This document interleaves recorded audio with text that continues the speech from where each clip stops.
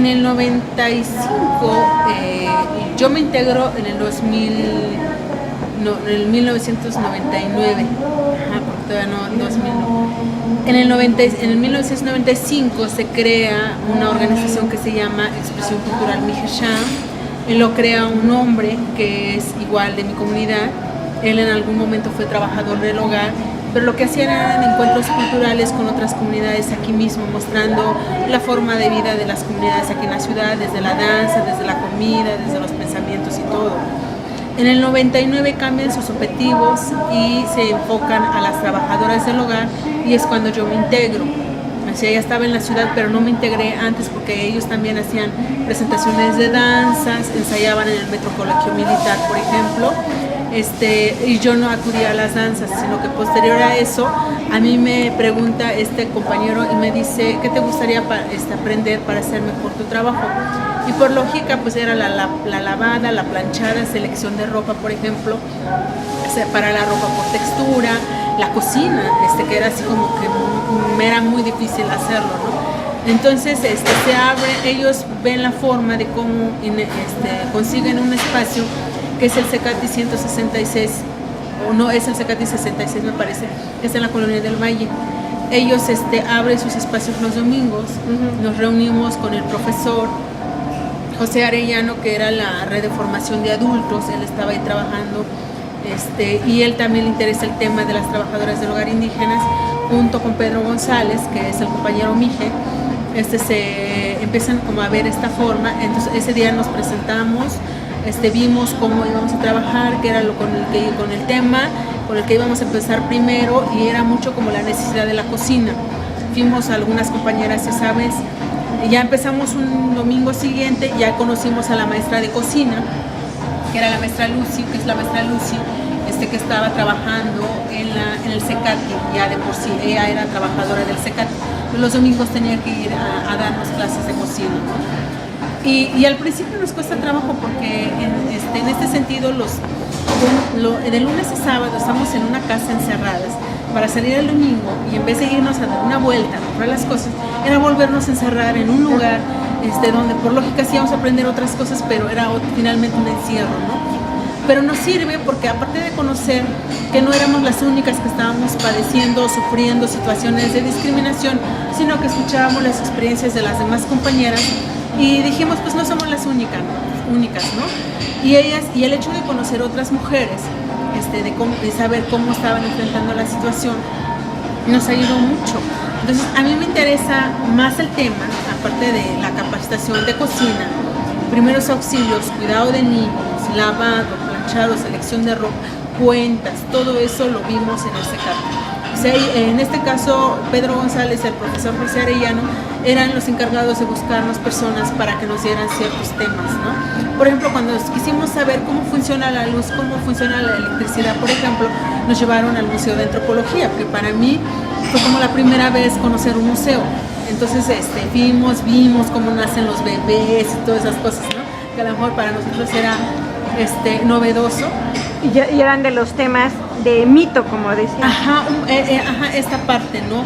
Porque en las comunidades pues no se habla este tema, entonces el hecho de ver cómo nace un bebé y todas esas cosas, pues sí fue novedoso para nosotras, ¿verdad? Entonces en esta parte de las capacitaciones nos fuimos como creciendo un poquito más. Se abre el CECATI, que está en la colonia San Cosme. Ahí abren un espacio para corte y confección, igual los domingos. Entonces ahí iban dos compañeros encargados del grupo, que era Apolinar González y Katia de la Torre, que desafortunadamente fallece en el 2002, me parece. Finalmente yo quedo encargada del grupo de cocina de este lado, porque a mí dentro de todo siempre me empujaron como para hablar en público, que en mi primera entrevista fue con una cámara en el Zócalo, y me quedé muda, no me salieron las palabras, o sea, me decían, es que de eso, y decía, no, nada, no, me puse.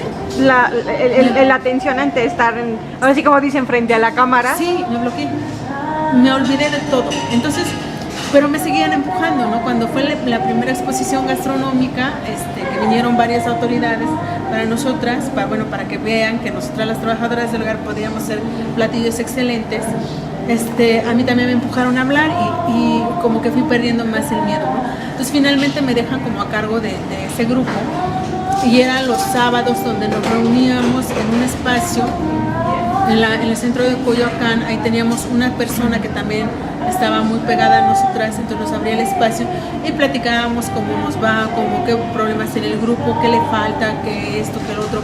Y en mi caso, por ejemplo, mi grupo quería ya la danza.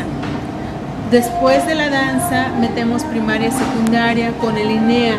Entonces se tuvo que hablar con la gente del INEA para que se vinieran. Entonces las chicas que estaban haciendo su servicio social fueran los domingos a darnos las clases. Claro. Entonces era danza, era corte y confección, pero ya la cocina como que la fuimos haciendo a un lado, y todos los demás temas. Para que no se centrara en lo mismo que estás haciendo todos los días, ¿no? Sino que fuera no el encierro de otra vez lo mismo, sino algo diferente y que te nutriera. Así es. Sí, o sea, que nos permitiera, porque aparte de la cocina, lo que te decían era, o sea, y aparte de todo este tipo de talleres, siempre fue con el objetivo para mejorar las condiciones de tu trabajo y percibir un salario de acuerdo al trabajo que haces. ¿Por qué? Porque sabes cocinar, sabes esto, sabes lo otro, entonces puedes negociar un salario y puedes inclusive negociar tú el trabajo que estás haciendo. Reconocer que el trabajo que haces es un trabajo, por lo tanto le das un valor monetario y sobre eso negocias. Entonces sí estaba bueno la cocina y todo, pero aprendíamos de varias cosas. O sea, aprendíamos que no podíamos lavar, planchar, cocinar, cuidar niños, hacer la limpieza en un solo salario, sino que podemos decir, te cocino, hago la limpieza general y te cobro tanto. Cocino, cuido niños, te cobro tanto, pero no te lavo, no te plancho, no eso. O sea, entonces los trabajos extras, entendimos cuáles eran los trabajos extras y que tenían que quedar fuera de, y si lo hacíamos era un salario extra más. Entonces eso nos ayudó a mejorar las condiciones de trabajo.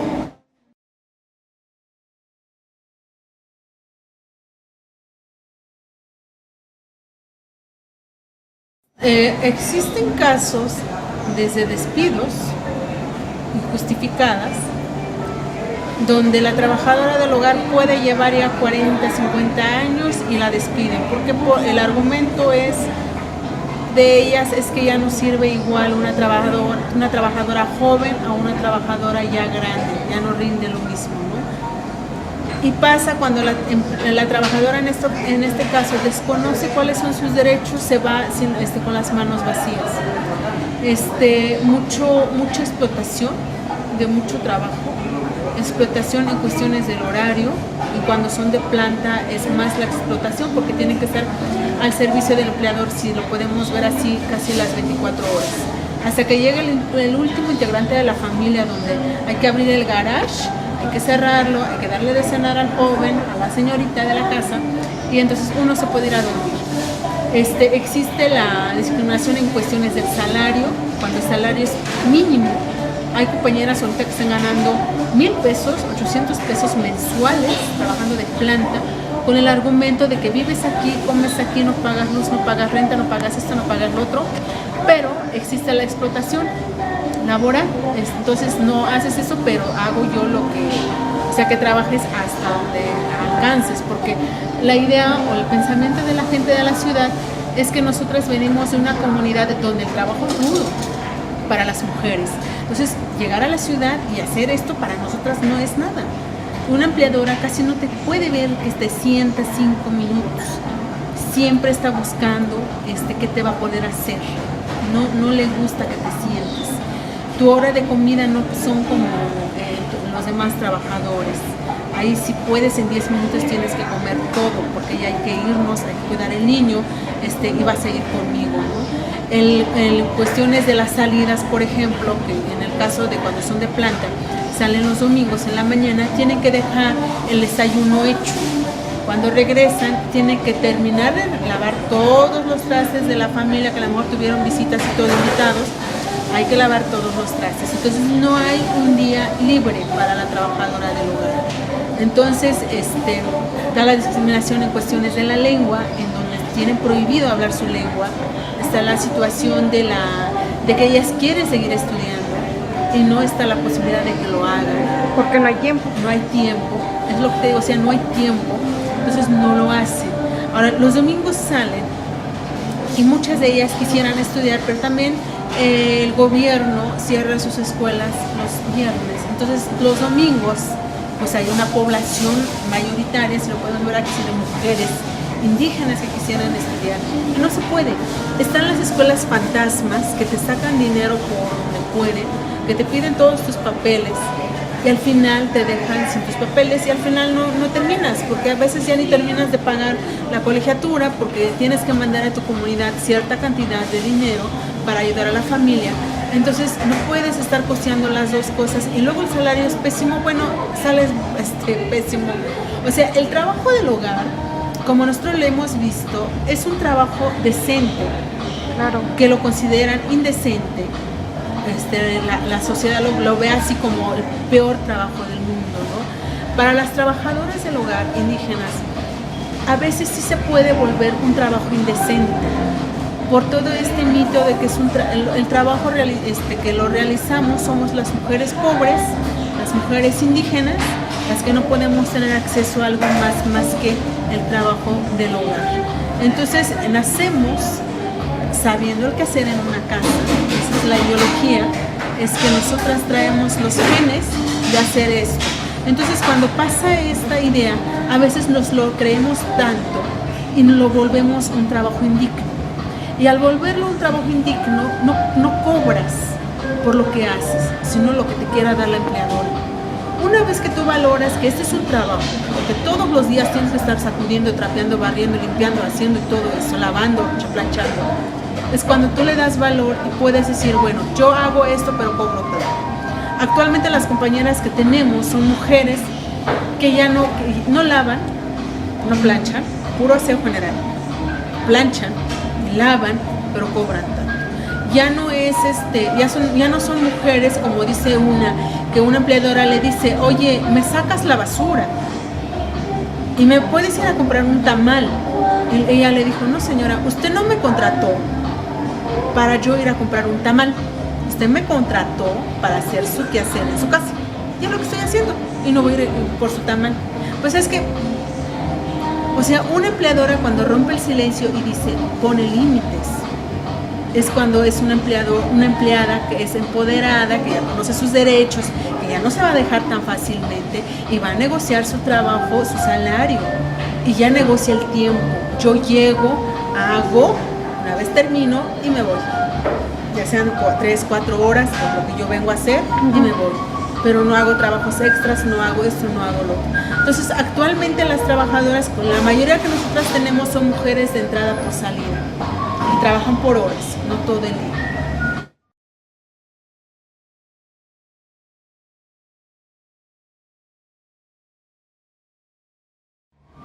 Tenemos, bueno, nosotras como Colmy tenemos mujeres desde los 25 años hasta los 50 años.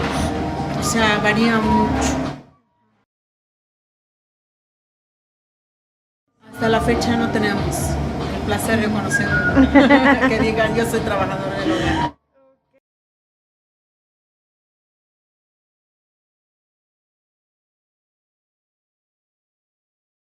Tenemos contacto, por ejemplo, nosotras Colmy se integra a la red de nacional de trabajadoras del hogar.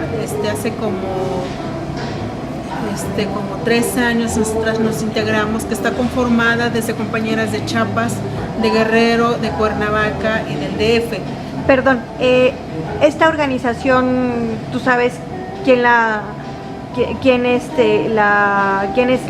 dirigen o algo así? Lo inician las compañeras de Cuernavaca, que quisieron como hacer. Yo como Lorenza Gutiérrez me retiro, me convierto en mamá y me doy de baja un rato en la organización y bueno, como que también se calman las cosas, ya no se escucha de Colmy, porque cuando antes de seguir continuando se se me olvidó comentarte que Expresión Cultural surge, pero en el 2010 cambiamos el nombre a Colectivo de Mujeres Indígenas Trabajadoras del Hogar. Entonces cuando yo regreso otra vez a la organización, es cuando Pati Vélez de Cuernavaca me invita a una reunión para platicar si queremos integrarnos a la Red Nacional de Trabajadoras del Hogar, lo cual dijimos que sí. Y el objetivo de esta red nacional es como ir formando organizaciones en los diferentes estados. O sea, que nosotras podamos ir a los estados y platicar con algunas personas encargadas de ciertos lugares para que ellas a la vez empiecen a impulsar una organización y empiecen a buscar a ver cómo está la situación de las trabajadoras del hogar y ver si se puede lograr una organización a futuro. Y en ese sentido, la red nacional no hay así como una dirigente, sino que más bien todas la dirigimos. Yo puedo hablar a nombre de la red, como lo puede hacer la compañía de Chiapas, de Guerrero, de Cuernavaca, o sea, okay. O sea, como que hay chance. No hay así como títulos de ella es la directora, ella es la secretaria. No hay. Okay. Y en este caso la red nacional, hicimos nuestro evento que fue ¿cómo se llama? Cuando hicimos la presentación de nuestro libro, aquí en el convento de Culhuacán como red nacional.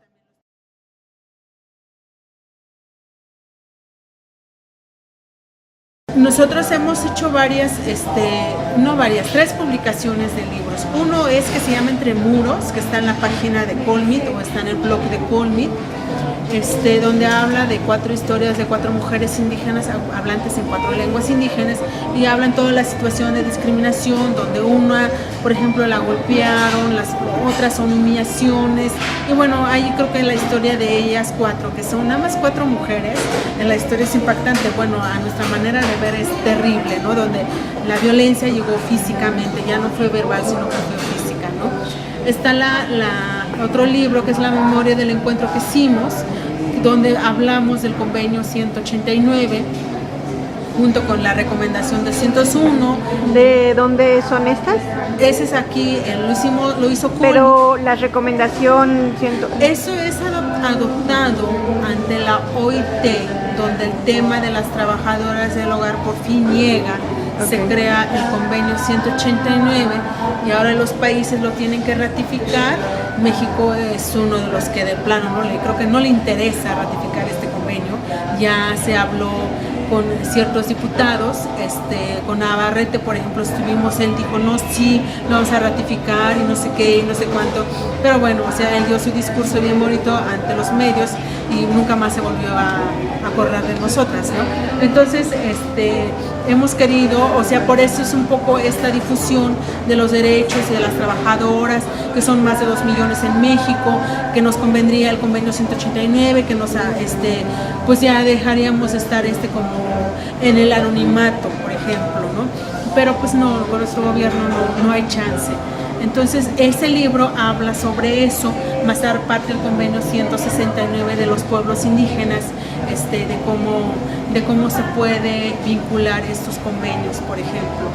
Entonces, y aparte sacamos una cartilla sobre derechos, que ellas vean a lo mejor la situación de discriminación, y por otro lado están las leyes, los tratados, los convenios que dicen. Entonces uno puede decir, bueno, sí he sido discriminada, porque aquí dice el convenio tal que no debo de ser maltratada, ni violentada, ni física, ni verbalmente, ¿no? Entonces ese es el objetivo de la cartilla que hicimos, y todo está en la página.